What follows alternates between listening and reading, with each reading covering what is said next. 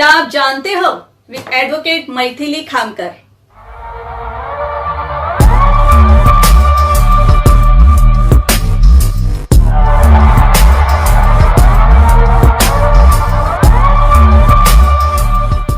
Hi friends, वसीयत part 2 में आप सबका स्वागत है।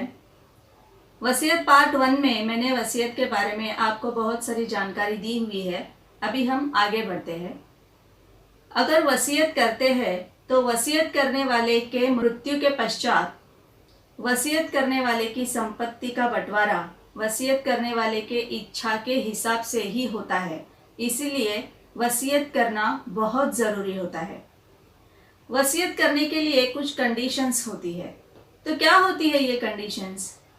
तो वसीयत करने वाले व्यक्ति की उम्र 18 एंड अबव होनी चाहिए। वसीयत करने वाला व्यक्ति साउंड माइंड हो, यानी कि वो अनसाउंड माइंड या पागल नहीं हो, वो किसी मेडिकल या लिक्विड के इन्फ्लुएंस में ना हो, वो किसी धोखे में या किसी दबाव में या किसी प्रेशर में ना हो, वो पूरे होशो हवास में हो, ताकि वो जब वसीयत करता है तो उसे उस बात की पूरी समझ हो। वसीयत करने वाले की संपत्ति वो उसने खुद ने कमाई हुई हो, जिस पर उसका खुद का हक हो, जो संपत्ति उसके खुद के नाम पे हो।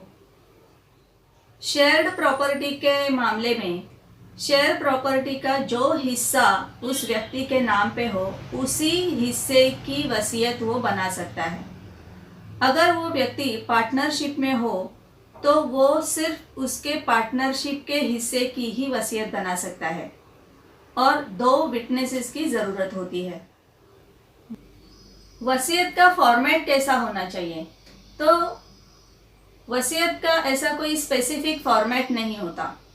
आपको अपनी संपत्ति के सारे डिटेल्स देने पड़ते हैं, यानी कि मूवेबल प्रॉपर्टी, इमूवेबल प्रॉपर्टी, जैसे कि आपका दुकान, मकान, फ्लैट, घर, ज़मीन, खेती की ज़मीन, या शेयर्स हो, डिबेंचर्स हो, बैंक बैलेंस हो, या आपका प्रोविडेंट फंड हो, या आपके जेवरात हो, या आपके घरेलू सामान हो जिसमें फर्नीचर, आपके कपड़े, या अगर आप पार्टनरशिप में हैं तो आपका पार्टनरशिप के बारे में लिखना है, या आपको अगर आपका बिजनेस है तो वो बिजनेस के बारे में।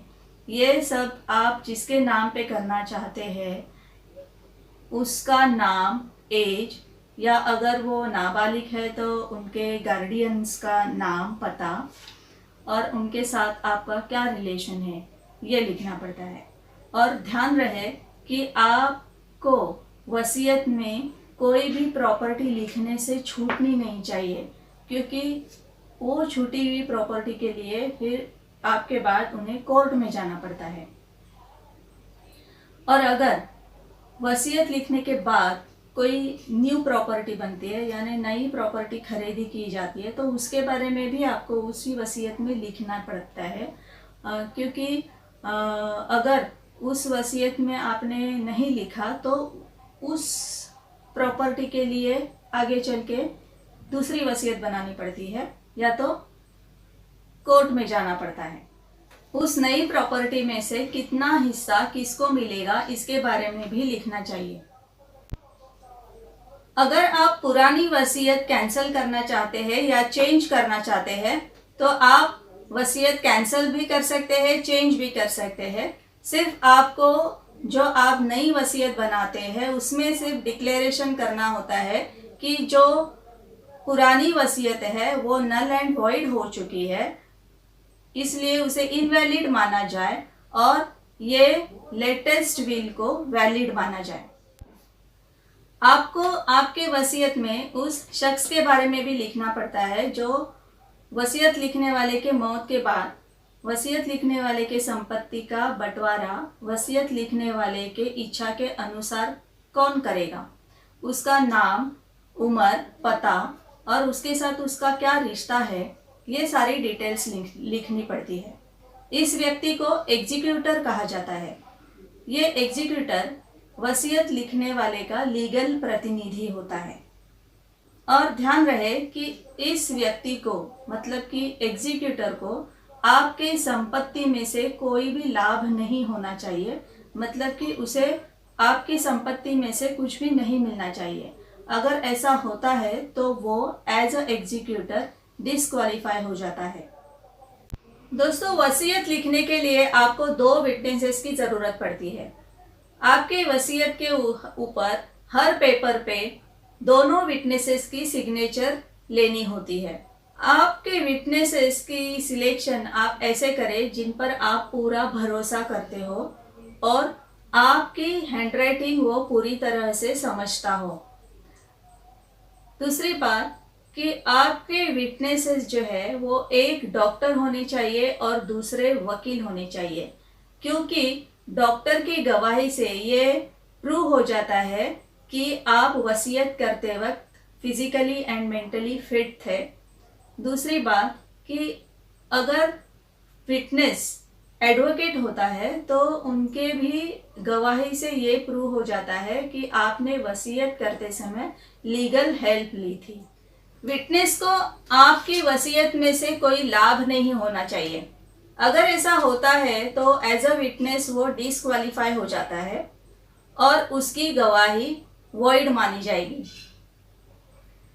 विटनेस ये पूरी तरह से इंडिपेंडेंट होना चाहिए, उस पर कोई भी प्रकार का दबाव नहीं होना चाहिए। अगर हो सके तो वसीयत करते समय आप ऑडियो या वीडियो रिकॉर्डिंग करने की कोशिश करें। ऐसा किसी कानून में तो नहीं लिखा हुआ है, लेकिन आपके वसीयत की वैलिडिटी तय करते समय इसकी हेल्प हो सकती है। आप इस बात का ध्यान रखें कि आप अपने विटनेस और एग्जीक्यूटर की चुनौती करते समय इस बात का ध्यान रखें कि वो आपके उम्र से कम उम्र के हो, यानी कि 35 साल, 40 साल या 45 साल के हो, क्योंकि अगर उनकी मौत आपसे पहले हो जाती है तो आपकी वसीयत इनवैलिड हो जाती है और आपको फिर से वसीयत बनानी पड़ती है। फ्रेंड्स, मैं अपने अगले वीडियो में आपको वसीयत के बारे में बताऊंगी, और अगर आप किसी और विषय में वीडियो देखना चाहते हैं तो आप मुझे कमेंट बॉक्स में लिख सकते हैं। मैं उस विषय पर वीडियो बनाने की पूरी कोशिश करूंगी।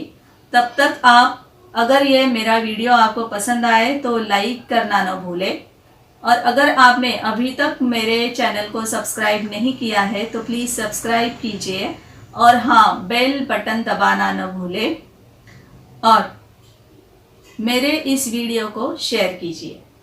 थैंक यू दोस्तों। जानकार रहो, सुरक्षित रहो।